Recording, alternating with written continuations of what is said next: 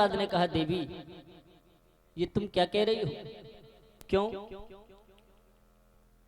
तुम कह रही हो मैं दूसरा विवाह कर लूं। अगर मैंने दूसरा विवाह कर लिया तो घर में सौत आ जाएगी। हाँ? और सौत चून की भी बुरी होती है। हाँ? सुनीति ने कहा, महाराज आप जिद न करें, कम से कम आप जब दूसरा विवाह करेंगे तो उसके माध्यम से आपका वंश तो चल जाएगा। और रही मेरी बात, तो मैं जंगल में झोपड़ी बना करके रह लूंगी, लेकिन आपका वंश आगे चलना चाहिए।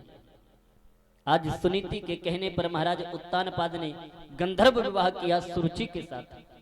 हाँ? सुनीति को जंगल में झोपड़ी बना करके दे दी कि जाओ तुम यहीं पर रहो।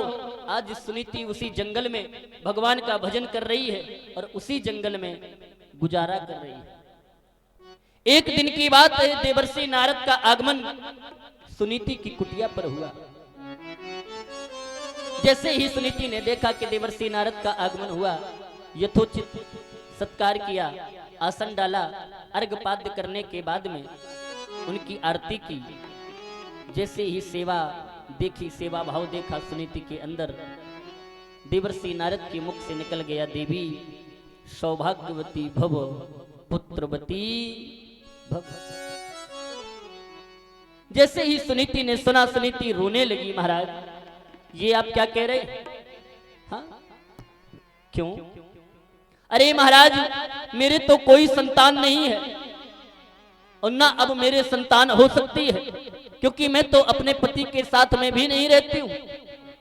इस सुनीति को इस बात का कोई कष्ट नहीं है कि सुनीति के कोई संतान नहीं है, लेकिन आज मुझे लगता है इस अभागिन सुनीति के कारण एक संत का वचन मिथ्या हो गया, झूठा हो जाए। देवर्षि नारद ने कहा, देवी सब प्रभु की इच्छा है, हो सकता है प्रभु ने ही मेरे माध्यम से कहलाया हो। हाँ? एक दिन की बात, महाराज शिकार खेलने के लिए जंगल में गए। लौटते समय अधिक हो गया, संध्याकालीन समय हो गया, रास्ता भटक गए। जब लौट करके महलों की तरफ देखा तो महल के दरवाजे बंद थे। महाराज ने विचार किया, चलो आज रात्रि में बड़ी रानी के यहाँ विश्राम कर लेते हैं। महाराज सुनीति की कुटिया पर आए, सुनीति ने यथोचित सत्कार किया। संत का वचन, प्रभु की कृपा, आज सुनीति मां उसी रात्रि में गर्भवती हो गई। समय आने पर मैया सुनीति के गर्भ से एक सुंदर बालक ने जन्म लिया। नाम पड़ा ध्रुव। और इधर सुरुचि के भी गर्भ से एक सुंदर बालक ने जन्म लिया, नाम पड़ा उत्तम। देखो, पिता एक है और बालक दो है।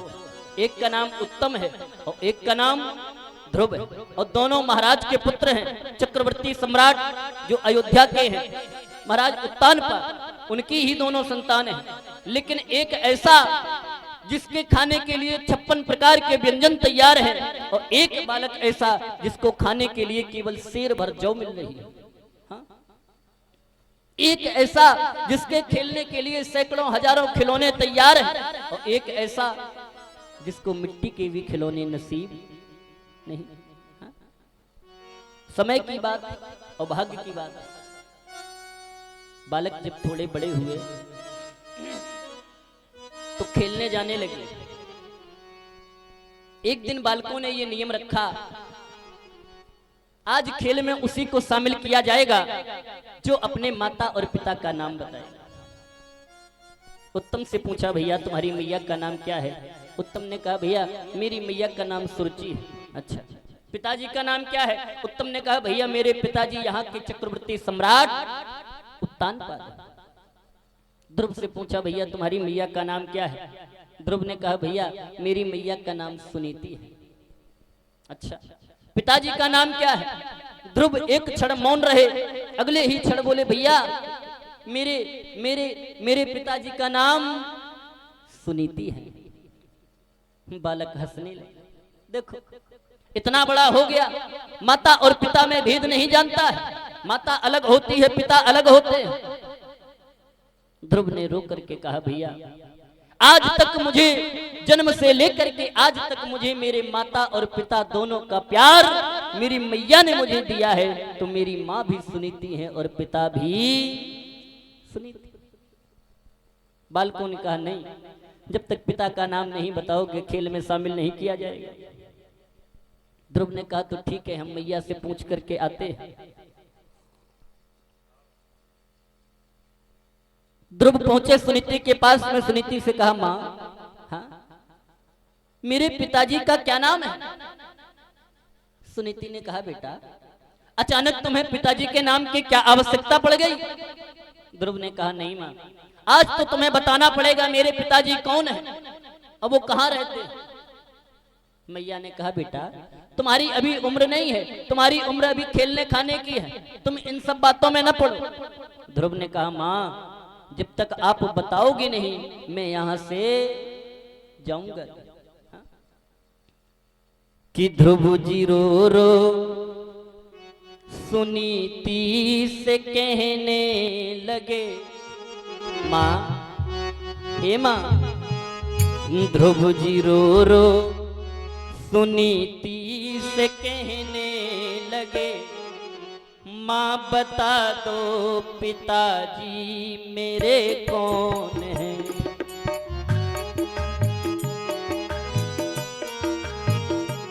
मां बता दो पिताजी मेरे कौन है? ध्रुव जी रो रो सुनीति से कहने लगे, ध्रुव जी रो रो सुनीति से कहने लगे, मां बता दो पिताजी मेरे कौन है? मां बता दो पिताजी मेरे कौन है? मां बता दो पिताजी मेरे कौन है? मां बता दो पिताजी मेरे कौन है? उनका क्या नाम है और वो रहते कहाँ? उनका क्या नाम है और वो रहते कहाँ? उनका क्या नाम है और वो रहते कहाँ? उनका क्या नाम है और रहते कहाँ? माँ बता दो तू क्यों मौन है? माँ बता दो तू क्यों मौन है? ध्रुव जी रो रो, ध्रुव जी रो रो सुनीति से कहने लगे, ध्रुव जी रो रो सुनीति से कहने लगे, माँ बता दो पिताजी मेरे कौन है? माँ बता दो पिताजी मेरे कौन है? माँ बता दो पिताजी मेरे कौन है? माँ मेरे पिताजी का क्या नाम है, क्यों नहीं बताती? सुनीति ने कहा बेटा अगर सुनना चाहते हो तो सुनो, यहाँ के पिता तुम्हारे पिता जो यहाँ के सम्राट हैं महाराज उत्तानपाद, वही तुम्हारे पिता। ध्रुव ने कहा मां तू झूठ बोल, क्यों? मेरे साथ में एक बालक खेलने के लिए आया था, उससे जब पूछा तुम्हारी माँ का नाम क्या है तो उसने कहा मेरी माँ का नाम सुरुचि है। पिता का नाम पूछा तो बताया मेरे पिता का नाम उत्तानपाद है। जब उसके पिता उत्तानपाद हैं तो मेरे पिता महाराज कैसे हो सकते? क्यों? क्योंकि मां मैंने जब उसके वस्त्रों की तरफ देखा था तो उसके वस्त्र हीरे जटित थे और मेरे वस्त्र जगह जगह से फटे हुए। अगर हम दोनों के पिता एक ही हैं तो हमें इस बात का उत्तर दे दो, उसके वस्त्र हीरे जटित क्यों और मेरे वस्त्र जगह जगह से फटे हुए क्यों? सुनीति ने कहा बेटा ये सब कर्म की बात है, जो जैसा करता है उसे अगले जन्म में वही भोगना पड़ता। हाँ, लेकिन ये सत्य है तुम्हारे पिता उत्तानपाद। ध्रुव जी आज दौड़ते हुए आए, बालकों से कहा भैया हाँ मुझे मेरे पिताजी का नाम पता चल गया। क्या नाम है? मेरे पिताजी यहाँ के महाराज उत्तानपाद। बालक हंसने लगे, देखो हमारे महाराज को बदनाम कर रहा है, हमारे महाराज पर कलंक लगा रहा है। जरूर तेरी माँ उल्टा होगी, जरूर तेरी मां चरित्र से हीन होगी, हमारे महाराज पर कलंक लगा रहा है। ध्रुव ने रो करके कहा, भैया मेरी मां को उल्टा ना कहो, मेरी मां चरित्र से हीन नहीं हो सकती ना। और अगर तुम्हें विश्वास नहीं है तो ये ध्रुव प्रमाणित कर देगा कि मेरे पिता यहाँ के महाराज उत्तानपाद हैं। चलो मेरे साथ, चलो महाराज के पास। जैसे ही मैं जाऊंगा और जो अपना परिचय दूंगा तो देखना कैसे पिताजी हमें अपनी गोद में लेते हैं। हाँ, तब तो विश्वास हो जाए। ठीक। आज सभी बालकों को साथ में लेकर के ध्रुव जी गए और जैसे ही पहुंचे, कुछ लोग कहते हैं, अधिकांश वक्ता कहते हैं कि महाराज उत्तानपाद ने ध्रुव को गोद में ले लिया और दुलार करने लगे। सुरुचि ने देखा कि मेरा पुत्र उत्तम नीचे खड़ा है और ध्रुव को, मेरी सौत के पुत्र को ये गोद में लिए हैं, तो सुरुचि ने हाथ पकड़ करके झटका दिया और अपने पुत्र को गोद में बिठा लिया। यही सुनते हो ना, लेकिन भागवत में ये नहीं लिखा। पता नहीं लोग कहां से कथा कहते हैं। भागवत में क्या लिखा है? ध्रुव को गोद में लेना तो बहुत दूर की बात है, महाराज उत्तानपाद ने ध्रुव के प्रणाम का भी उत्तर नहीं दिया। हाँ? एकदा सुरुचे पुत्रम, एक समय महाराज सुरुचि के पुत्र उत्तम को, एकदा सुरुचे पुत्रम अंक मारो पेलालयन। अंक माने गोद में लेकर के दुलार कर रहे थे। किसको? सुरुचि के पुत्र उत्तम को। हाँ, और जैसे ही सुरुचि के पुत्र उत्तम को दुलार कर रहे थे, उसी समय ध्रुव पहुंचे और ध्रुव ने जाकर के कहा, पिताजी प्रणाम, मेरा नाम ध्रुव है, मैं सुनीति का पुत्र हूं, मेरी मैया का नाम सुनीति है। लेकिन जैसे ही ध्रुव ने कहा तो महाराज ने उत्तमम नारुरुक्षन्तम ध्रुवम राज्याभ्यनंदत। ध्रुव का अभिनंदन भी स्वीकार नहीं। हाँ? ध्रुव के प्रणाम का भी उत्तर नहीं दिया, ध्रुव की तरफ पलट करके भी नहीं देखा। हाँ? गोद में लेना तो बहुत दूर की बात। एकेदा सुरुचे पुत्रम अंक मारो पिलालयन उत्तमम नारुरुक्षन्तम ध्रुवम राज्याभ्यनंदत। ध्रुव के अभिनंदन का भी उत्तर नहीं दिया, ध्रुव के प्रणाम को भी स्वीकार नहीं।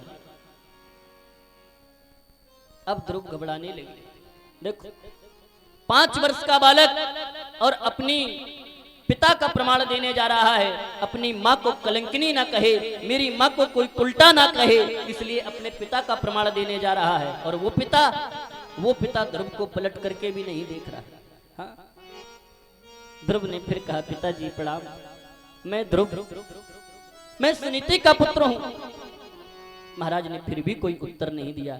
जैसे ही तीसरी बार ध्रुव ने महाराज को प्रणाम किया, सुरुचि वहीं खड़ी थी। सुरुचि ने विचार किया, कहीं ऐसा ना हो, 2 बार तो महाराज ने उत्तर नहीं दिया, कहीं ऐसा ना हो कि तीसरी बार ध्रुव ने प्रणाम किया और कहीं महाराज पुत्र प्रेम में विह्वल हो जाएं, मेरे पुत्र को कहीं उतार करके ध्रुव को गोद में ना ले लें। तो आज सुरुचि ने ध्रुव का हाथ पकड़ लिया। कहां जा रहा है? इधर देखो, तू उस गोद में बैठने का अधिकारी नहीं है, तू इस सिंहासन पर भी बैठने का अधिकारी नहीं। ध्रुव ने कहा, मां, मैंने ऐसा कौन सा अपराध कर दिया, हा? जो मैं अपने पिता की गोद में नहीं जा सकता। सुरुचि ने कहा, बेटा, तेरा कोई अपराध नहीं है, दोस्त तो तेरी उस मां का है। अगर तूने इस सुरुचि के गर्भ से जन्म लिया होता तो इस गोद में भी बैठने का अधिकारी था और उस सिंहासन पर भी बैठने का अधिकारी था। लेकिन तूने उस अभागिन सुनीति के गर्भ से जन्म लिया है, इसलिए न तो तू गोद में बैठ सकता है और न सिंहासन। देखो, सुरुचि ने अपने गर्भ को भगवान से भी ऊंचा बता दिया, भगवान से। ध्रुव ने कहा, मां, एक बार मुझे मेरे पिता की गोद में बैठ जाने, क्योंकि ये जो बालक है ये मेरी माँ को उल्टा कह रहे हैं, ये मेरी माँ को कलंकिनी कह रहे हैं। एक बार अगर पिता मुझे पुत्र कह करके बुला देंगे तो ये जो बालक मेरी माँ को कलंकिनी कह रहे हैं, उल्टा कह रहे हैं, तो मेरी माँ की मस्तक से ये कलंक मिट जाएगा। सुरुचि ने कहा कि अगर तू गोद में बैठना चाहता है तो तुम्हें एक काम करना पड़ेगा। क्या? तपसा राध्य पुरुषम और तस्यैवानुग्रहेण में गर्भे त्वं साधयात्माजं यदीक्षसि इंद्रपासनम। यदि तू इस गोद में बैठना चाहता है तो तुम्हें भगवान की तपस्या करनी पड़ेगी, और जब भगवान प्रसन्न हो जावे, वरदान मांगने के लिए कहें तो प्रभु से कहना, प्रभु मेरी ये जीवन लीला समाप्त कर दो और पुनः जब मुझे जन्म दो तो सुरुचि के गर्भ से। देखो ये सुरुचि अपने गर्भ को भगवान से भी बड़ा बता रही है। अब विचार ये करो, जो भगवान की तपस्या करेगा, भगवान प्रसन्न हो जाएंगे, और भगवान जब वरदान मांगने के लिए कहेंगे तो कोई दोबारा संसार में आना चाहेगा? बोलो, कोई चाहेगा कि भगवान हमें दोबारा इस संसार में भेजो सुरुचि के गर्भ से? बोलो, जिसे एक बार भगवान मिल जाएं वो ये चाहेगा कि हमें इस संसार में दोबारा आना पड़े। और सुरुचि क्या कह रही है कि भगवान जब वरदान मांगने के लिए कहें तो ये कहना कि हमारी इस जीवन लीला को समाप्त कर दो, और जब पुनः हमें जन्म देना तो सुरुचि के गर्भ से। हम साधन के द्वारा साध्य को प्राप्त कर सकते हैं, लेकिन साध्य के द्वारा हम साधन को प्राप्त नहीं कर सकते। हमें रूरा जाना है तो रूरा हमारा साध्य है और साधन हमारा मोटरसाइकिल है। अब हम मोटरसाइकिल पर बैठ करके रूरा जा रहे हैं तो साधन हो गया जो वाहन है उस पर बैठ करके जा रहे हैं, और साध्य हो गया रूरा। हम साधन से साध्य तक पहुंच सकते हैं, लेकिन साध्य से साधन पर नहीं आ सकते। और आज ये सुरुचि कह रही है कि पहले साध्य को प्राप्त करो, और जब साध्य मिल जाए तो उससे कहना कि हमें साधन के पास ले जाओ। हाँ। ध्रुव ने कहा ठीक है। दौड़ते हुए आई, रोते हुए सुनीति के पास। सुनीति ने पूछा, बेटा क्यों रो रहे हो, क्या बात है? ध्रुव ने सारा वृत्तांत बताया। अब ध्रुव एक ही जिद पकड़े हैं, माँ हाँ प्रभु कहाँ मिलते हैं, प्रभु कैसे मिलते हैं? सुनीति ने कहा, तुझे आजकल हो क्या गया है? कभी तू पिता का नाम पूछता है, कभी प्रभु के बारे में पूछता है, क्या हो गया है? ध्रुव ने कहा, माँ मुझे प्रभु को प्राप्त करना है, प्रभु कहाँ मिलते हैं?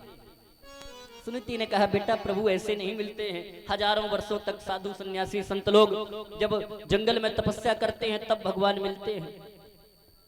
माँ मैं भी प्रभु की तपस्या करूंगा, मुझे भी प्रभु को पाना है, मैं आपका आदेश लेने के लिए आया हूं।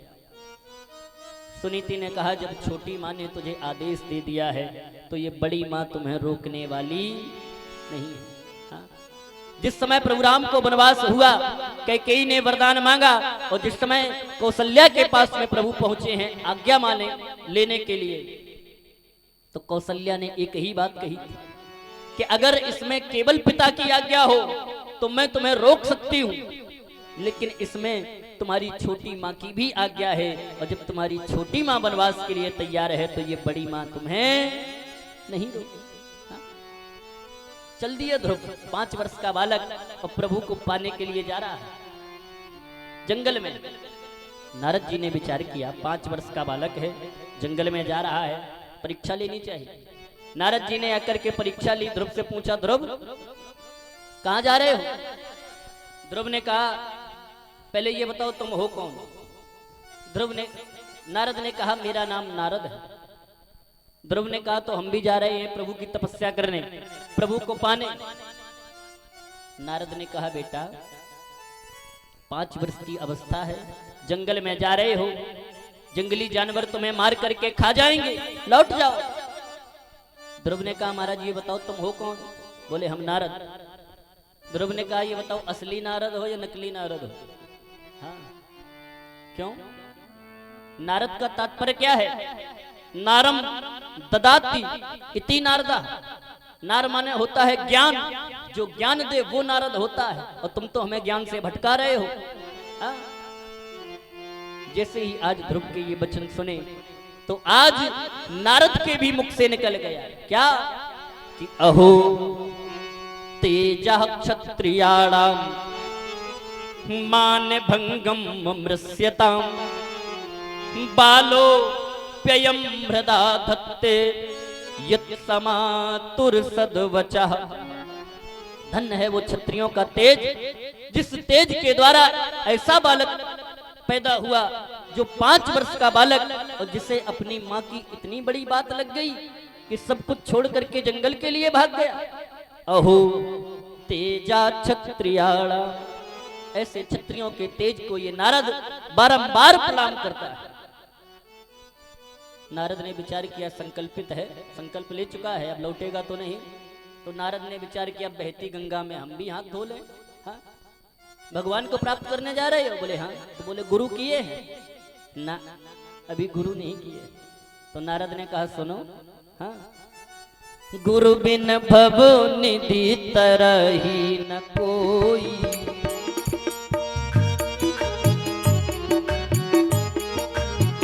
गुरु बिन भव निधि तरही न कोई, गुरु बिन भव निधि तरही न कोई, जो बिरंच शंकर समो होई, जो बिरंच शंकर सब होई।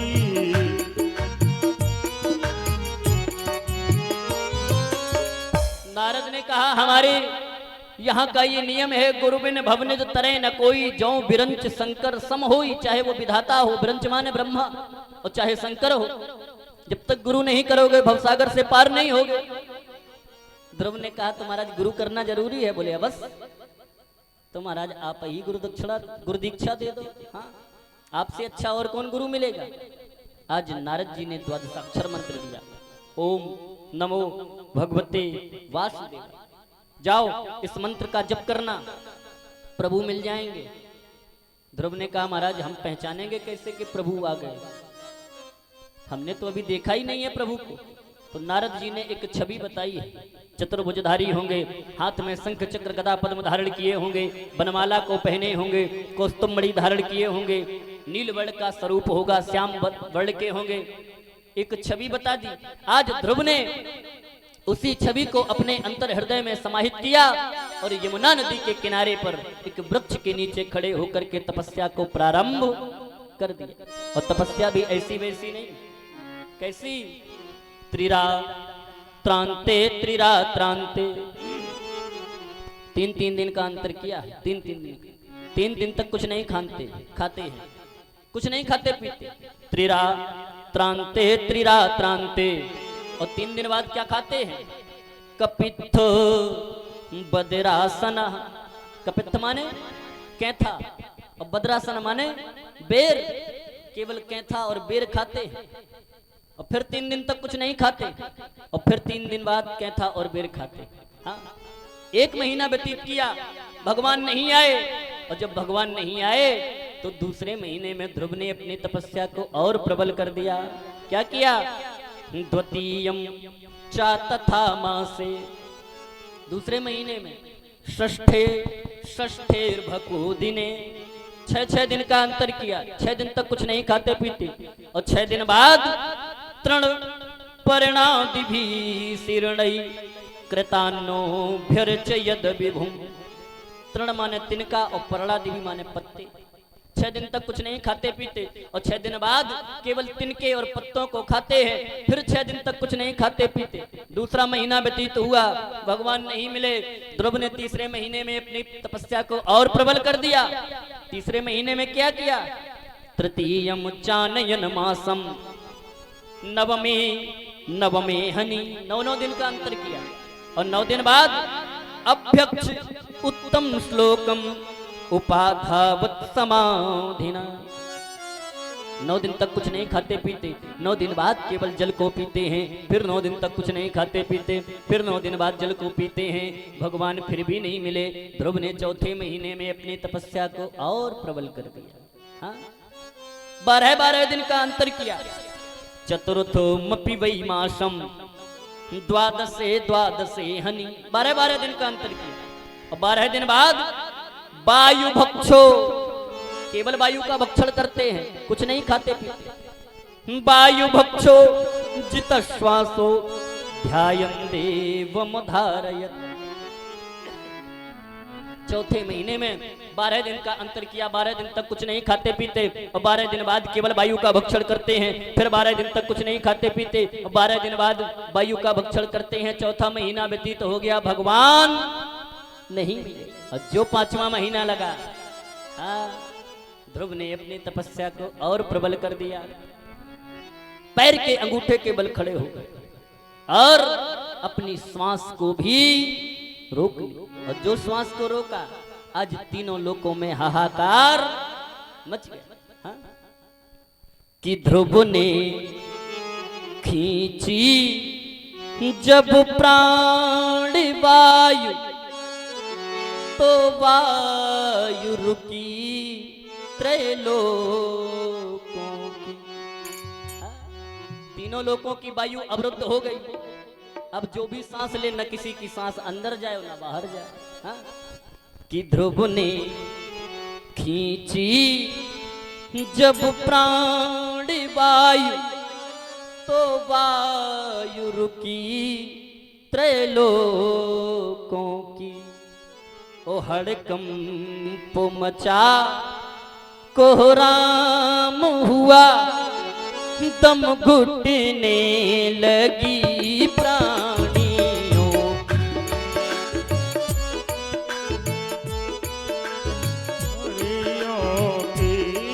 दम घुटने लगी प्राणियों की। ध्रुव ने खींची जब प्राण वायु, ध्रुव ने खींची जब प्राण वायु, तो वायु रुकी त्रैलोकों की। तो वायु रुकी त्रैलोकों की। हड़कंप मचा कोहराम हुआ, हड़कंप मचा कोहराम हुआ, दम घुटने लगी प्राणियों की। दम घुटने लगी प्राणियों की।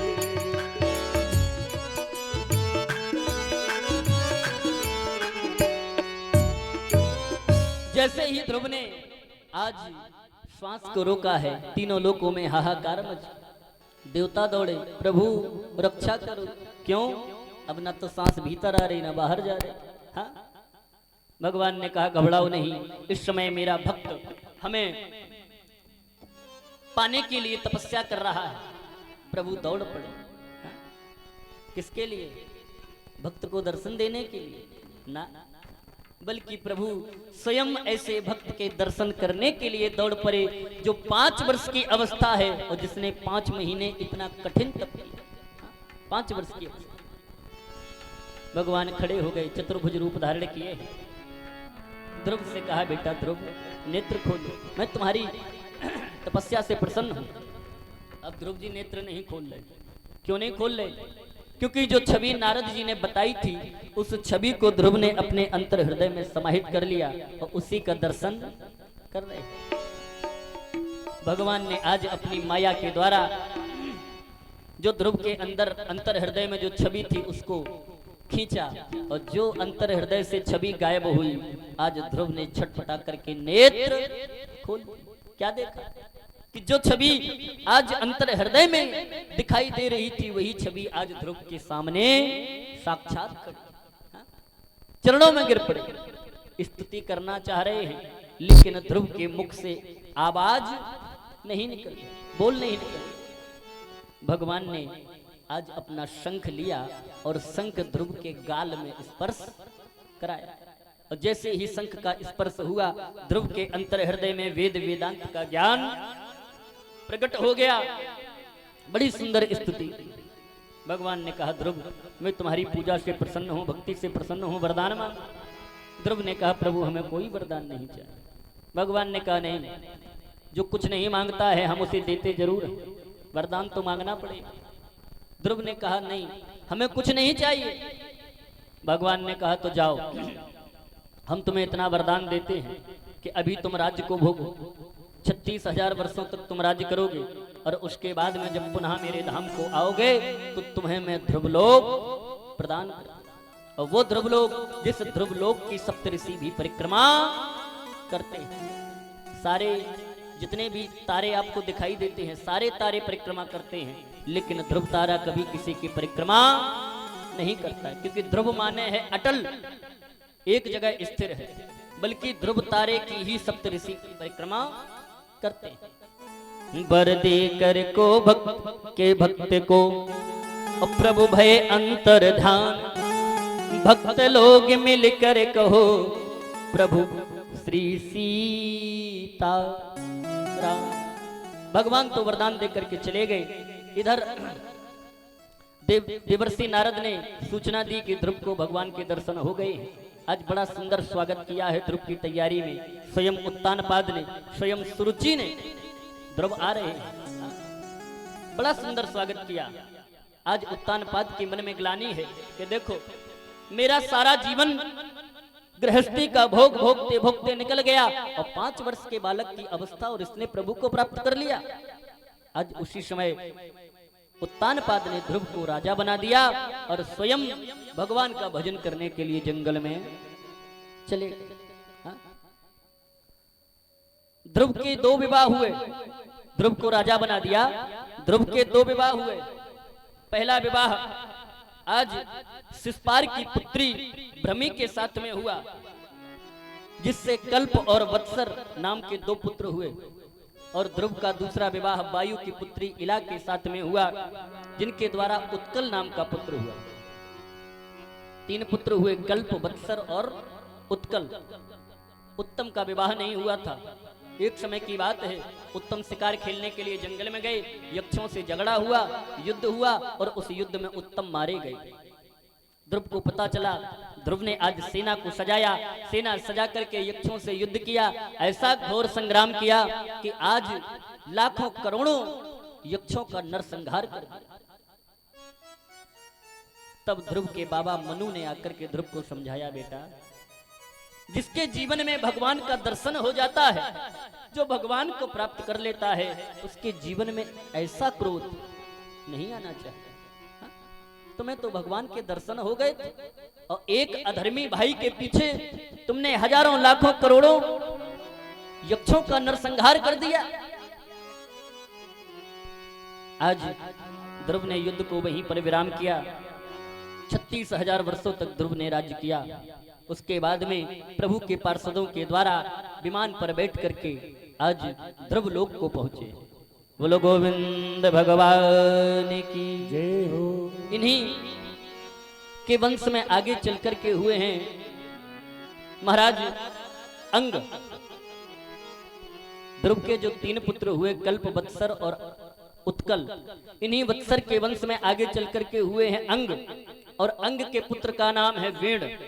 ये वेण इतना दुराचारी था, इतना पापाचारी था कि इसने देखा कि मेरे पिता तो जो प्रजा है इस पर लुटा रहे हैं धन, सारा धन प्रजा पर ही लुटाए जा रहे हैं। तो इसने क्या किया, पिता को सिंहासन से उतारा और खुद राजा बना। और अब इसने अपने नगर में ढिंढोरा पिटा दिया, आज के बाद न यष्टव्यम न दातव्यम, आज के बाद कोई यज्ञ नहीं होगा, कोई हवन नहीं होगा, कोई दान नहीं होगा। आज के बाद मैं ही तुम्हारा सर्वेश्वर हूं। 2 ही क्रांतिकारी हुए हैं, 2। पहला हुआ है हिरण्यकश्यप और दूसरा हुआ है ये वेण, जिसने खुद के मंदिर बनवा दिए। रावण भी अत्याचारी हुआ है, लेकिन इसने खुद की पूजा नहीं करवा पाई। लेकिन हिरण्यकश्यप ने और वेण ने अपने ही मंदिर बनवाए हैं, अपनी ही मूर्तियां लगवाई हैं, और हवन भी अपने ही नाम का कराया है। हाँ, यज्ञ करना है मेरे नाम का करो, हाँ पूजा करनी है मेरी करो, हम हैं तुम्हारे भगवान। ब्राह्मणों ने देखा कि ये बड़ा अत्याचार कर रहा है, तो ब्राह्मणों ने भेड़ को समझाया, भेड़ नहीं माना, ब्राह्मणों से उल्टा सीधा कहने लगा। ब्राह्मणों को आया क्रोध, ब्राह्मणों ने आज अंजलि में जल लिया और जल लेकर के आमंत्रित करके छोड़ा। कहा जाओ तुम्हारे इस शरीर का पात हो गया। भेड़ मर गया। अब जब भेड़ मर गया, राजा मर गया, अब कोई राजा नहीं है, क्या करें? आज भेड़ के शरीर का मंथन किया गया। जंघाओं का जब मंथन किया तो एक काला काला पुरुष पैदा हुआ। ब्राह्मणों ने कहा निषीद, निषीद माने होता है बैठ जाओ। आज उसी काले काले पुरुष से निषाद वंश की उत्पत्ति हो गई, जिन्हें केवट कहते हैं, जिन्हें मल्लाह कहते हैं। पुनः मंथन किया। जब भुजाओं का मंथन किया तो दाहिनी भुजा से पृथु महाराज और बाईं भुजा से अर्ची महारानी का प्रादुर्भाव हुआ। आपस में विवाह कराया गया और महाराज पृथु को ही राजा बना दिया। एक दिन महाराज पृथु ने देखा कि हमारे राज्य में किसान बहुत परेशान है। क्यों परेशान है? क्योंकि किसान पृथ्वी पर बीज डालते हैं बोने के लिए। किसान खेत में बीज क्यों डालते हैं? क्योंकि जितना हम बीज डालें उससे कई गुना हमें प्राप्त होवे, तभी तो किसान डालते हैं खेत में बीज। लेकिन ये पृथ्वी क्या करती थी कि किसान जो बीज खेतों में डालते थे बोने के लिए, ये पृथ्वी उन धान्यों को भी चुरा लेती। हाँ, धान्य तो नहीं देती थी, लेकिन जो बीज डालते थे उनको भी चुरा लेती। धीरे धीरे अनाज की कमी पड़ने लगी, प्रजा में हाहाकार होने लगा। आज महाराज पृथु ने देखा कि ये पृथ्वी धान्यों को चुरा लेती है। धनुष पर बाण चढ़ाया और पृथ्वी को निशाना बनाया। छोड़ेंगे नहीं तुझे, हाँ, मेरे राज्य में उत्पात कर रही है। पृथ्वी गाय का भेष बना करके आई। महाराज किसे मारने जा रहे हो? पृथ्वी को। विचार करो, जब पृथ्वी को ही मार दोगे तो रहोगे कहाँ? हाँ, रहते तो पृथ्वी पे हो, और जब पृथ्वी को ही मार दोगे तो रहोगे कहाँ? महाराज पृथु ने कहा तुम मेरे सामर्थ्य को नहीं जानते हो, मैं दूसरी पृथ्वी का निर्माण कर सकता हूं, लेकिन तुझे जीवित नहीं छोड़ूंगा। क्यों अत्याचार कर रही है? हमारे राज्य में किसान धान्यों को डालते हैं और तुम उन धान्यों को चुरा लेती हो। पृथ्वी ने कहा महाराज मेरे ऊपर इतना भार है, मैं इस भार को भार नहीं समझती हूं, लेकिन मेरे ऊपर जब कोई अत्याचार होने लगता है, जब कोई अत्याचार करने लगता है, तो उस अत्याचारी का भार मुझसे सहन नहीं। तुम्हारे पिता जो थे भेड़, ये इतने दुराचारी थे, पापाचारी थे, अत्याचारी थे, जिनके अत्याचार से घबरा करके मैंने अन्नों को चुरा लिया। तुम्हारे पिता ने ये संकल्प लिया था कि मैं धर्मियों को नहीं रहने दूंगा, तो मैंने भी संकल्प लिया था कि अगर तुम धर्मियों को नहीं रहने दोगे तो हम अधर्मियों को नहीं रहने देंगे। अन्न ही नहीं देंगे, खाओगे क्या? अब मैं गाय बन करके आई हूं, अब हमसे समस्त धान्यों का दोहन कर दो। पहले इस पृथ्वी का नाम था वसुंधरा, जब पृथु ने पृथ्वी का दोहन किया तब से इस वसुंधरा का नाम पृथ्वी पड़ा है। महाराज पृथु ने वसुंधरा का दोहन किया, तब इस वसुंधरा का नाम पृथ्वी पड़ा। हे राजन, इन्हीं के वंश में आगे चलकर के प्राचीन बरी हुए। प्राचीन बरी, ये प्राचीन बरी क्या करते थे? बड़े बड़े यज्ञ करते थे और उन यज्ञों में पशुओं की बलि देते थे। पशु यज्ञ करते थे, यज्ञों में पशुओं की बलि देते थे। एक समय की बात, देवर्षि नारद का आगमन हुआ। प्राचीन बरी से पूछा महाराज और बताओ क्या चल रहा है? प्राचीन बरी ने कहा महाराज सब कुशल मंगल है, देखो बड़े बड़े यज्ञ चल रहे हैं। नारद जी ने कहा इधर आओ, थोड़ा ऊपर देखो। क्या देखे? अरे देखो तो, जो आज प्राचीन बरी ने ऊपर देखा तो जिन पशुओं की प्राचीन बरी ने बलि दी थी, आज बड़े बड़े पशु दांत निकाले और सींग निकाले आज प्राचीन बरी को खाने के लिए दौड़े। अब प्राचीन बरी घबराए, महाराज ये क्या है? देवर्षि नारद ने कहा ये वही पशु हैं जिनकी तुमने बलि दी है, एक एक हिसाब लेंगे, एक एक जब तुम मरोगे। प्राचीन बरी ने कहा महाराज ये तो वेदों में लिखा है कि बलि यज्ञ होना चाहिए, अमुक यज्ञ के समय अमुक पशु की बलि होनी चाहिए। देवर्षि नारद ने कहा महाराज अहिंसा परमो धर्मा की शिक्षा देने वाला वेद कभी हमें हिंसा के लिए प्रेरित नहीं करता। तो फिर क्यों लिखा व्यास जी ने कि यज्ञ में बलि देनी चाहिए? कारण पहले शिक्षा का अभाव था, अन्न की कमी थी, तो लोग पशुओं को मार करके खाते थे। तो व्यास जी ने विचार किया कि जब हम ये नियम लगा देंगे कि अमुक यज्ञ के समय अमुक पशु की बलि होगी, तो ये जो रोज रोज हत्याएं होती हैं, ये हत्याएं होना बंद हो जाएंगी। फिर लोग इंतजार करेंगे, बोले अभी नहीं, जब यज्ञ करेंगे तब पशु की हम बलि देंगे। जैसे एक बच्चा था, वो बीड़ी बहुत पीता था। एक बच्चा बीड़ी बहुत पीता था। उसकी माँ उसे संत के पास ले गई। हल्की आवाज बढ़ाओ। उसकी माँ संत के पास ले गई। संत से कहा, महाराज ये मेरा बच्चा है, बीड़ी बहुत पीता है। बीड़ी पीता है? बोले हाँ। संत ने उस बच्चे को बुलाया। क्यों बीड़ी क्यों पीते हो? बच्चे ने कहा, महाराज आदत पड़ गई है, अब छूटती नहीं है। तो संत ने कहा, एक काम करो। क्या? सप्ताह में 7 दिन होते हैं, 6 दिन बीड़ी ना पियो, 1 दिन बीड़ी पी लिया करो, रविवार के दिन। हाँ। संत ने तो सोचा कि जब ये 6 दिन बीड़ी नहीं पिएगा, 1 दिन पिएगा, तो धीरे धीरे इसकी आदत ठीक हो जाएगी, सुधर जाएगी। लेकिन इसने क्या किया? जैसे ही आवे रविवार, सो बंडल का पुड़ा लेकर के और पुलिया पे बैठे, और जो निकले सो उनसे कहे, अरे ओ भैया। बोले हाँ। बोले इधर आओ। बोले क्या हुआ? बोले आज रविवार है। बोले तो? बोले आज हमने सुना है, एक संत ने कहा था, आज बीड़ी पीने से बहुत बड़ा फल प्राप्त होता है। इसने तो लोगों को बिगाड़ना प्रारंभ कर दिया। संत ने तो ये कहा था कि जब 6 दिन बीड़ी नहीं पियोगे, 1 दिन पियोगे, तो धीरे धीरे आदत छूट जाएगी। लेकिन इसने तो लोगों को बिगाड़ना प्रारंभ कर दिया। हाँ? उसी प्रकार से व्यास जी ने देखा कि जो रोज रोज पशु की हत्याएं हो रही हैं, जब हम नियम लगा देंगे तो ये जो रोज रोज हत्याएं हो रही हैं, ये नहीं होंगी। फिर लोग इंतजार करेंगे कि जब यज्ञ होगा तब हम पशु की बलि देंगे।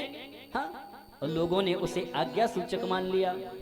अहिंसा परमो धर्म की शिक्षा देने वाला वेद हमें कभी भी हिंसा के लिए प्रेरित नहीं करता। यहीं पर नारद ने तत्व ज्ञान दिया है प्राचीन बरी को। एक बड़ी सुंदर कथा सुनाई है, आप लोग भी सुनना बड़े ध्यान से। ये कथा जरूर सुनना, क्योंकि अगर जरा सी भी निकल गई तो पूरा प्रसंग चला जाएगा। हाँ? हे राजन, 2 शाश्वत सखा थे, 2। एक का नाम था अभिज्ञात और एक का नाम था पुरंजय। क्या नाम था? अभिज्ञात और पुरंजय। पुरंजय ने अभिज्ञात से कहा, भैया हाँ, हमें अब इस नगर में अच्छा नहीं लगता, चलो कहीं घूम करके आते हैं। अभिज्ञात ने पुरंजय से कहा, भैया तुम्हें जाना हो तो जाओ, हाँ, हमें तो अपना ही नगर अच्छा लगता है, हम नहीं जाएंगे। आज ये पुरंजन नाम का जो सखा था, ये चल दिया। इसने भ्रमण करना प्रारंभ किया। इसने धीरे धीरे 84 लाख नगरों का भ्रमण किया। कितने? 84 लाख। लेकिन इसे कोई भी नगर अच्छा नहीं लगा। अंत में इस पुरंजन ने 9 दरवाजों का महल देखा। कितने दरवाजों का? 9 दरवाजों का महल। ये बड़ा सुंदर था। इसके पास में गया तो क्या देखा? इस 9 दरवाजे के महल की जो रखवारी कर रहा है, वो 5 फन का सर्प लगा है। रखवारी में 5 फन का सर्प, जिसके अंदर एक राजकुमारी है जिसका नाम है पुरंजनी, और इस पुरंजनी के साथ में 10 सैनिक हैं, 10, और एक सेनापति है। इस प्रकार से 11 सैनिक हैं। हाँ?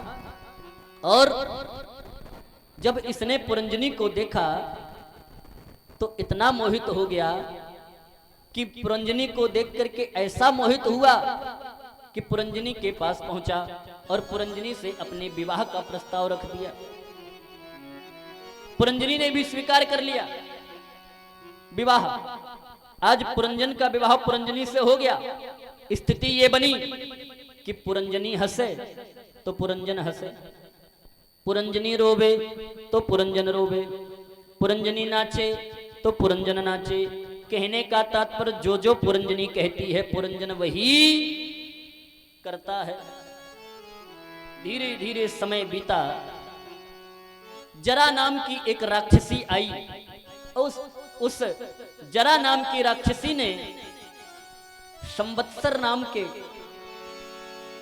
दैत्य को साथ में लिया, जिसके साथ में 720 सैनिक हैं, 360 गोरे, 360 काले। जो काले हैं वो हैं गंधर्वियां, जो गोरे हैं वो हैं गंधर्व। इस प्रकार से 720 सैनिकों के साथ में उस जरा नाम की राक्षसी ने उस 9 दरवाजे के महल पर आक्रमण कर दिया। धीरे धीरे धीरे धीरे जो उस महल की रखवारी कर रहा था 5 फन का सर्प, ये भी घायल हो गया।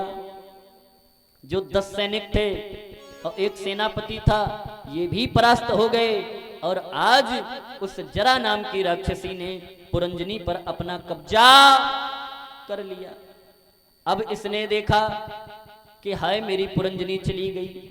अब तो ये रोने लगा, हाय मेरी पुरंजनी चली गई, हाय मेरी पुरंजनी चली गई। जब इसको रोता हुआ देखा, किसने? उसी सखा ने, अभिज्ञात ने। वो लौट करके आया, उसने पुरंजन का हाथ पकड़ा और हाथ पकड़ करके झटका दिया। क्यों रो रहे हो? किसके लिए रो रहे हो? है? तुम्हारा नगर ये नहीं, तुम्हारा नगर तो वो है, यहां तो घूमने आए थे। हाँ? नारद जी ने कहा प्राचीन वरी से, महाराज कुछ कथा समझ में आई? बोलो भैया, कथा समझ में आई? प्राचीन वरी ने कहा महाराज कथा तो बहुत सुंदर थी, लेकिन सर से उतर गई। नारद जी ने कहा तो सुनो, 2 शाश्वत सखा हैं। बोले कौन? अभिज्ञात और पुरंजन। ये अभिज्ञात कौन है? अभिज्ञात है परमात्मा और ये पुरंजन है जीवात्मा। हाँ, सखा है। ईश्वर अंश से जीवो अविनाशी, ईश्वर ईश्वर अंश जीव अविनाशी,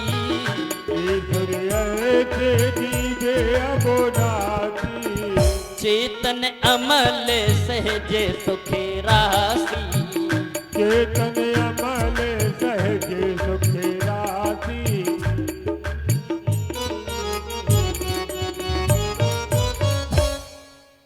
दो शाश्वत सखा है, ईश्वर अंश जीव अविनाशी, चेतन अमल सहज सुख राशि। 2 शाश्वत सखा है, अभिज्ञात और पुरंजन। अभिज्ञात है परमात्मा, पुरंजन है जीवात्मा। जीवात्मा ने परमात्मा से कहा, पुरंजन ने अभिज्ञात से कहा भैया अब हमें इस नगर में अच्छा नहीं लग रहा, हमें कहीं बाहर घूमने चलना चाहिए। तो अभिज्ञात ने कहा हमें तो अपना ही नगर अच्छा लगता है, तुम्हें घूमना है तो जा सकते हो। अब ये जीवात्मा चली, इसने धीरे धीरे 84 लाख नगरों का भ्रमण किया। ये 84 लाख नगर क्या है? 84 लाख योनियां ही 84 लाख नगर हैं। हम कुकर बने, हम सूकर बने, हम मेढक बने, हम छिपकली बने। हाँ, लेकिन इस जीवात्मा को कोई भी नगर अच्छा नहीं लगा, इस जीवात्मा को कोई भी योनि अच्छी नहीं। अंत में इसने 9 दरवाजों का महल देखा। ये 9 दरवाजों का महल क्या है? क्या है? ये 9 दरवाजों का महल है मानव शरीर। हाँ? ये इसे अच्छा लगा और है भी अच्छा। हाँ? नर समान नहीं कवनि देही, जीव चराचर जाचत जी। इस शरीर से अच्छा कोई शरीर ही नहीं है। हाँ? साधन धाम मोक्ष कर द्वारा और पाए न जही परिलोक सिधारा। हाँ? बड़े भाग मानुष तन पावा और सद सुर दुर्लभ सद ग्रंथन गावा। जो देवताओं को भी दुर्लभ है, ये बड़ा अच्छा है। और जब ये जीवात्मा इसके पास गई तो क्या देखा कि इस 9 दरवाजों के महल की रखवारी कौन कर रहा है? बोले 5 फन का सर्प है। ये 5 फन का सर्प कौन है? छित जल पावक गगन समीरा, चित जल पावक गगन समीरा, छित जल पावक गगन समीरा, चित जल पावक गगन समीरा, पंच रचित अति अधमो शरीरा, पंच रचते अति अधम शरीरा, पंच रचते अति अधम शरीरा। ये 5 फन का सर्प कौन है? ये 5 फन का सर्प है छित जल पावक गगन समीरा, पंच रचित अति अधम शरीरा। ये 5 तत्वों से मिलकर के शरीर बना है। हाँ, आप देखो, मिट्टी को आप छोड़ो, मिट्टी सबसे अधिक किसमें है? मिट्टी पृथ्वी पर है। मिट्टी को आप छोड़ेंगे तो मिट्टी पृथ्वी में मिलना चाहती है। अग्नि को जलाओ, अग्नि सबसे अधिक किसमें है?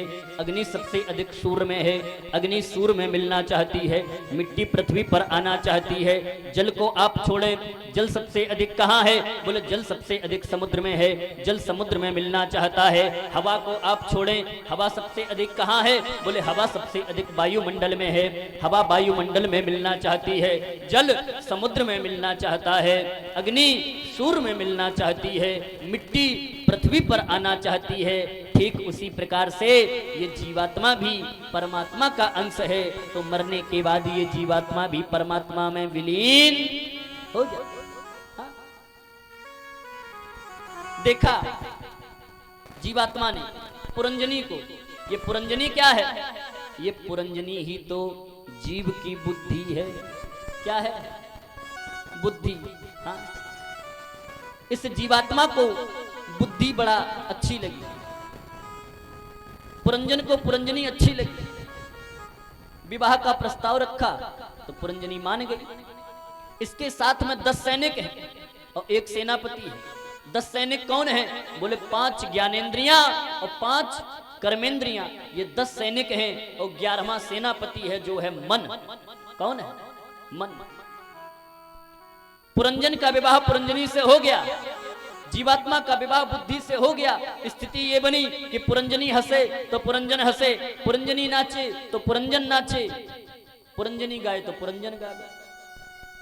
जैसे जैसे जीव की बुद्धि कहती है, जीवात्मा को वैसा वैसा करना पड़ता है। बुद्धि ने कहा आज कथा सुनने चलें, तो जीवात्मा कथा सुनने आ गई।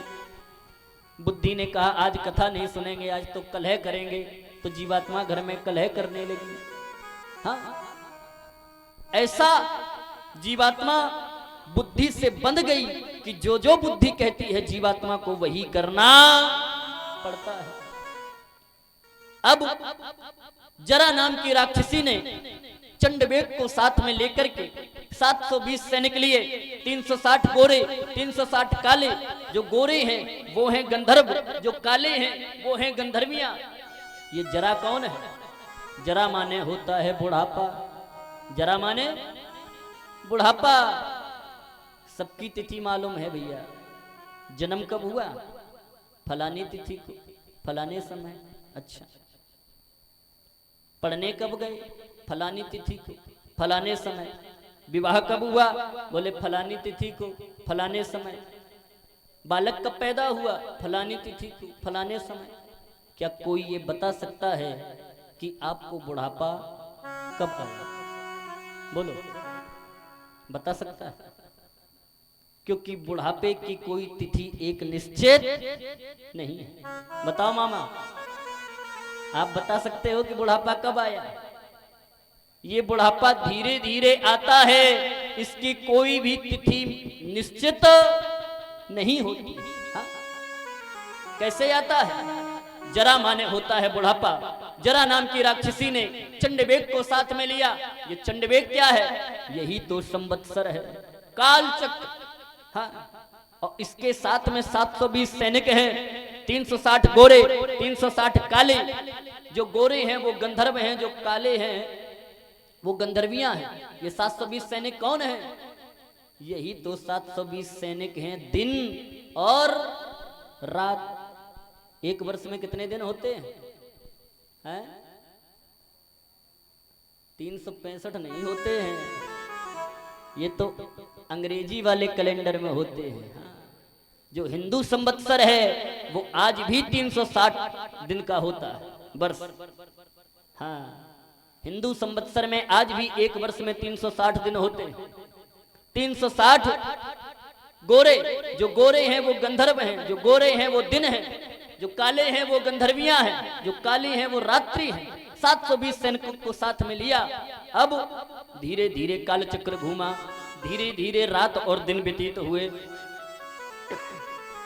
जब चंडवेग ने आक्रमण किया और जब धीरे धीरे संवत्सर घूमा तो जो 5 फन का सर्प था ये भी शिथिल पड़ गया, घायल हो गया। जब बुढ़ापा आता है तो न तो कानों से सुनाई देता है, न आंखों से दिखाई देता है। ये ज्ञानेंद्रियां कर्मेंद्रियां सब शिथिल हो जाती हैं। मन जो 11वां सेनापति है ये भी कमजोर हो जाता है। केवल एक ही चीज बनी रहती है, वो है बुद्धि। बुद्धि धीरे धीरे जब बुढ़ापा और बढ़ता है तो ये व्यक्ति की बुद्धि भी खराब हो जाती है। अब ये पुरंजन रोया, अब जीवात्मा रोई, हाय मेरी बुद्धि खराब हो गई। लोग कहते हैं ना महाराज, अब बुढ़ापा आ गया है, हमें लगता है मेरी भी बुद्धि खराब हो गई। हाँ, होता है। अब ये पुरंजन रोया, अब जीवात्मा रोई, हाय मेरी बुद्धि चली गई, हाय मेरी बुद्धि चली गई। जब पुरंजन को रोता हुआ देखा, जीवात्मा को रोता हुआ देखा, तो इसका वही शाश्वत सखा बोले कौन? अभिज्ञात। वो आया, उसने हाथ पकड़ करके हिलाया। क्यों रो रहे हो?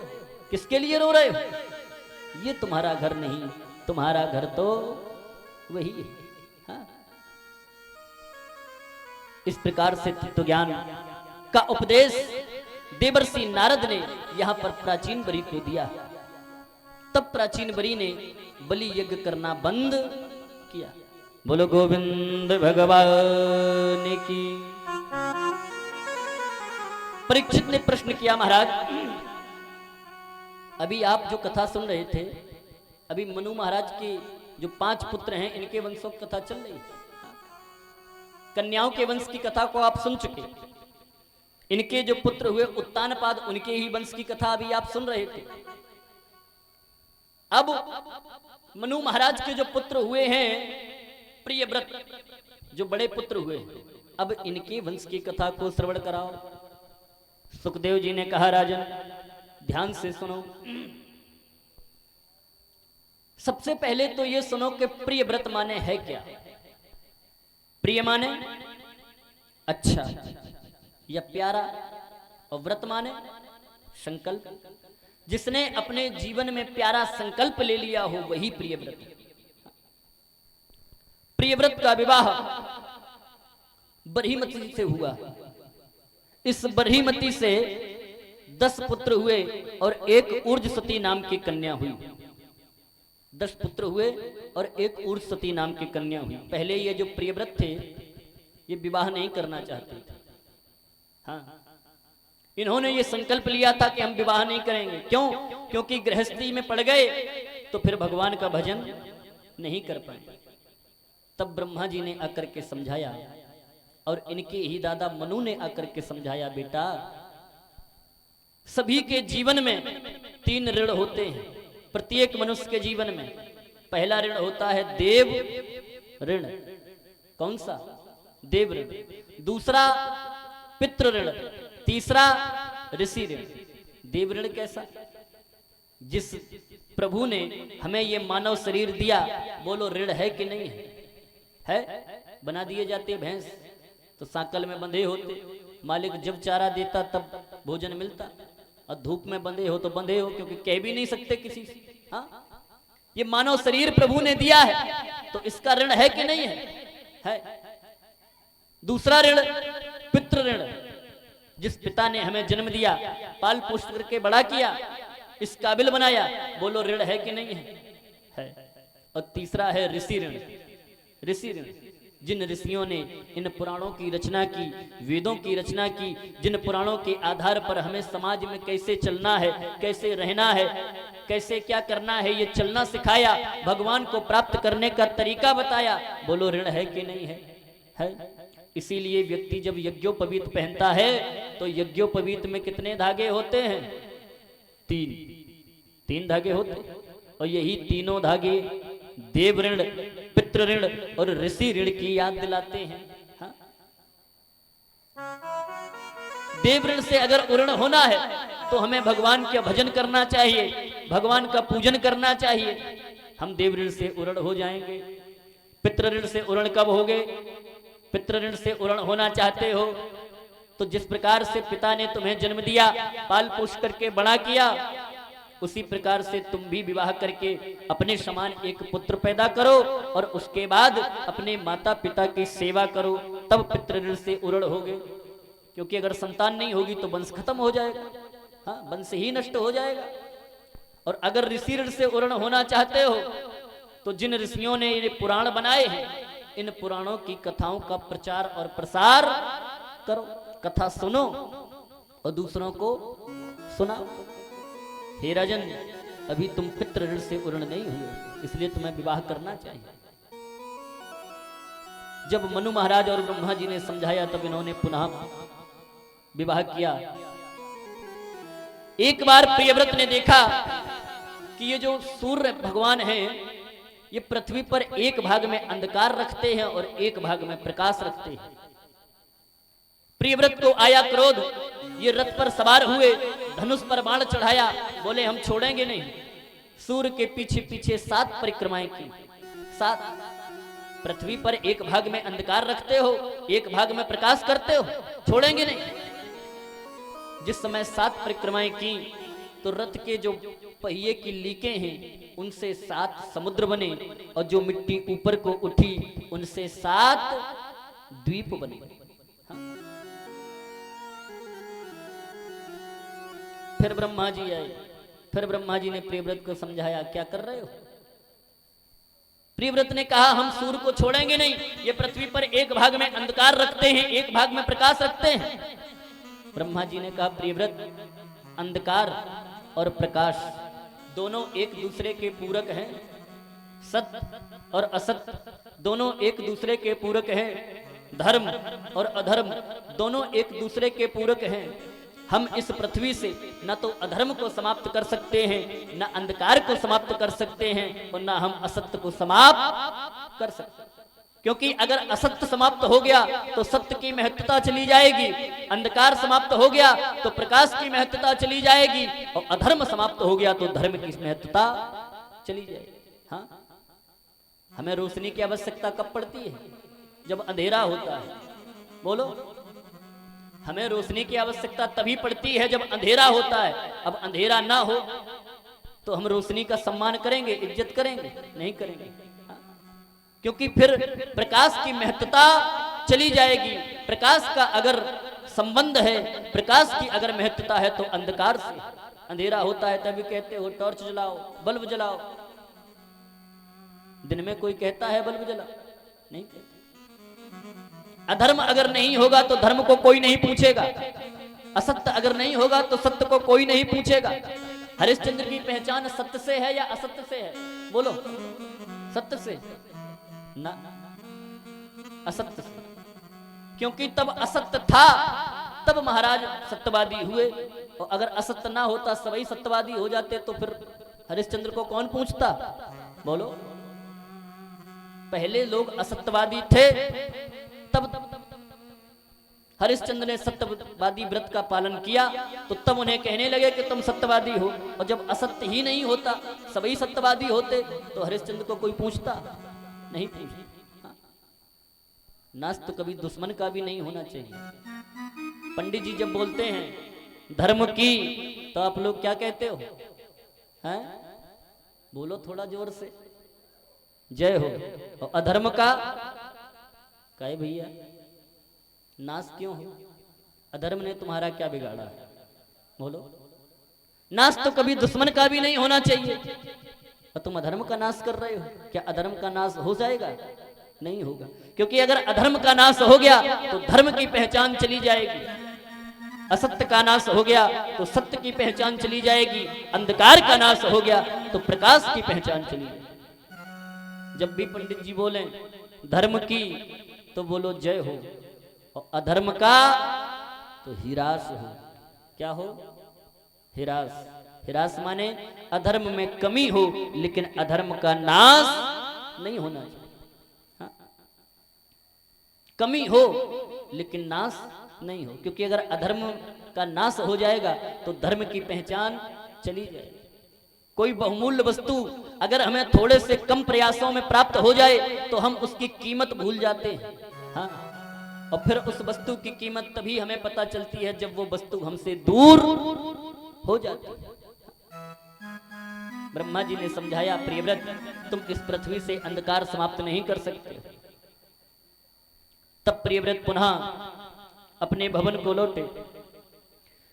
इनके जो 10 पुत्र हुए, उन 10 पुत्रों में सबसे बड़े पुत्र का नाम है आग्नेन्द्र, और एक जो ऊर्जसती कन्या हुई, उस ऊर्जसती कन्या का विवाह इन्होंने शुक्राचार्य जी के साथ में कर दिया, जिसके द्वारा देवयानी का प्रादुर्भाव हुआ। जो सबसे बड़े पुत्र हैं इनके आग्नेन्द्र, इन आग्नेन्द्र का विवाह पूर्व चित्ती से हुआ, जिनके 9 पुत्र हुए, जिनमें सबसे बड़े पुत्र का नाम है नाभि, और नाभि का विवाह मेरु देवी से हुआ, जिनके पुत्र हुए ऋषभ देव जी महाराज। देखो भागवत आप कभी भी उठा करके देखना, कभी भी खंड ले आओ, पढ़ना घर पे। भागवत में केवल क्षत्रियों की वंशावली है। क्या है? क्षत्रियों की वंशावली। दूसरे स्कंद से लेकर के और 10वें स्कंद तक आपको केवल वंशावली मिलेगी, इनके ये हुए, इनके ये हुए, इनके ये हुए।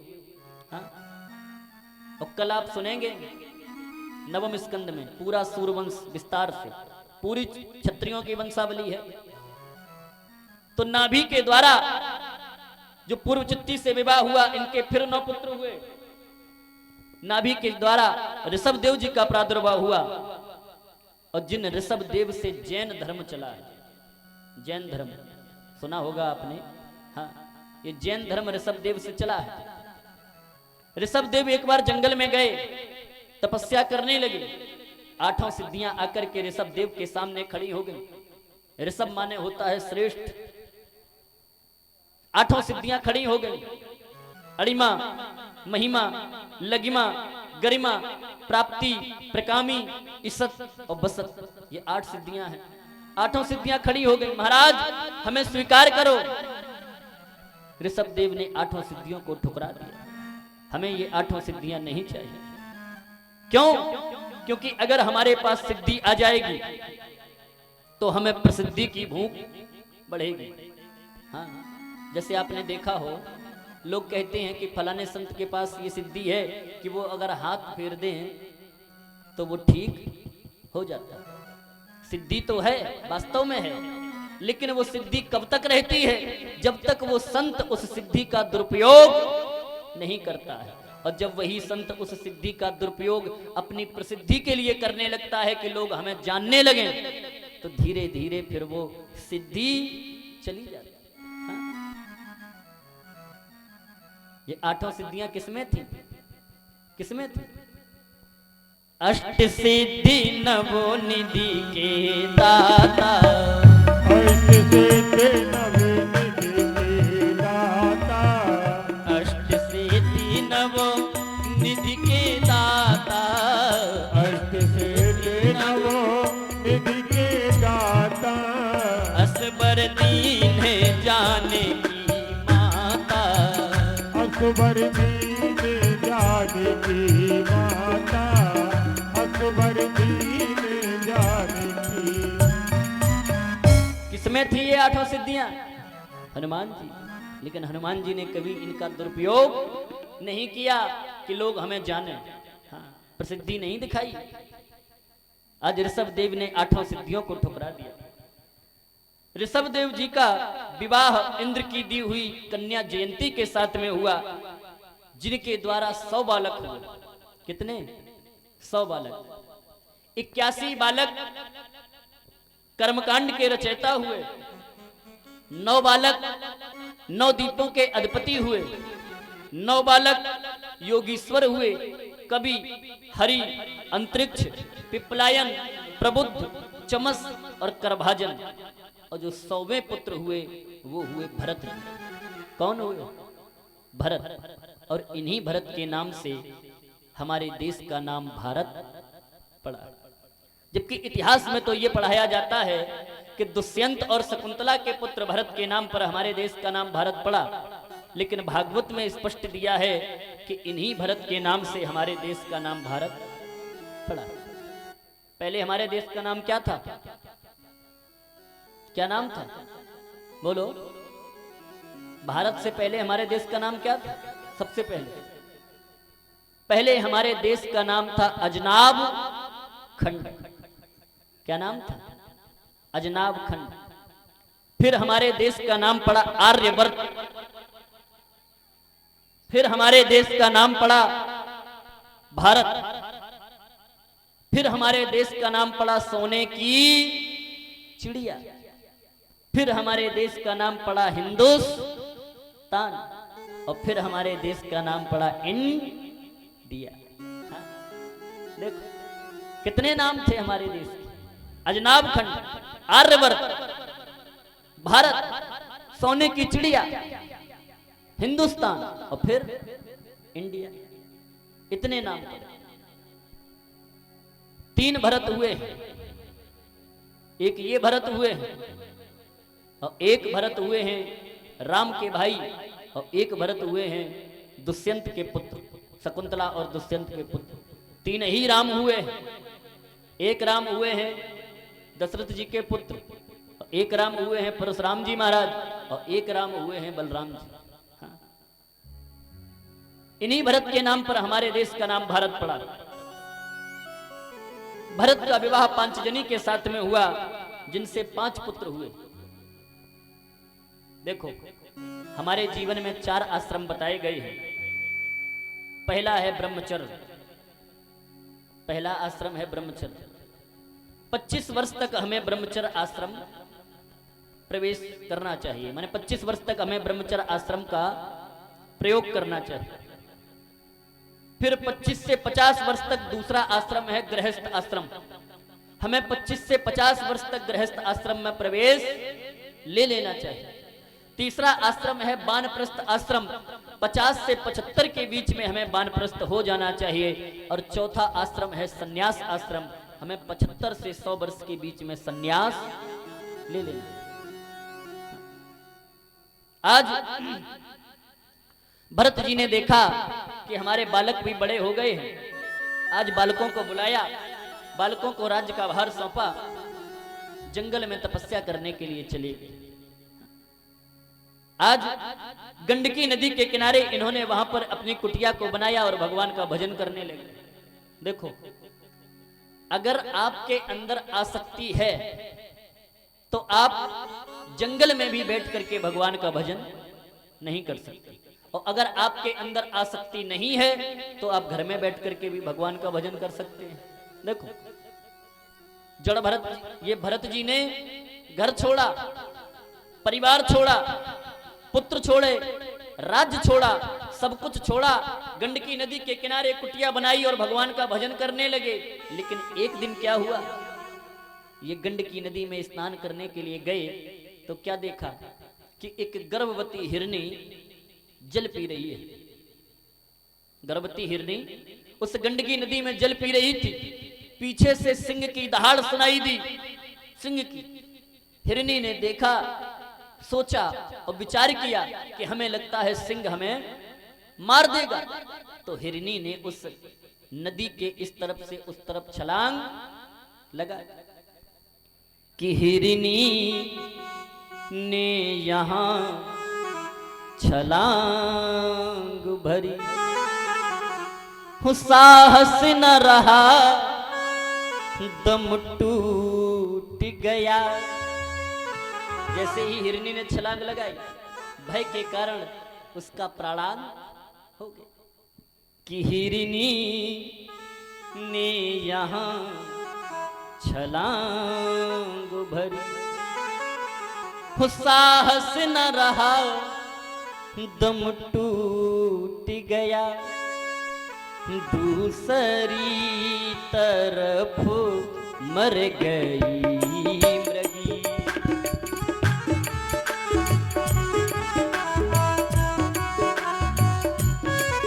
दूसरी तरफ मर गई मृगी। दूसरी मर गई मृगी। वह गर्भ उसी में छूट गया। वह गर्भ उसी में छूट गया। वह गर्भ उसी में छूट गया। वह गर्भ उसी में छूट गया। वो गर्भ उसी में छूट गया। वह गर्भ उसी में छूट गया। वह गर्भ उसी में छूट गया। वह गर्भ उसी में छूट गया। वह गर्भ उसी में छूट गया। जैसे ही हिरनी ने सिंह के भय से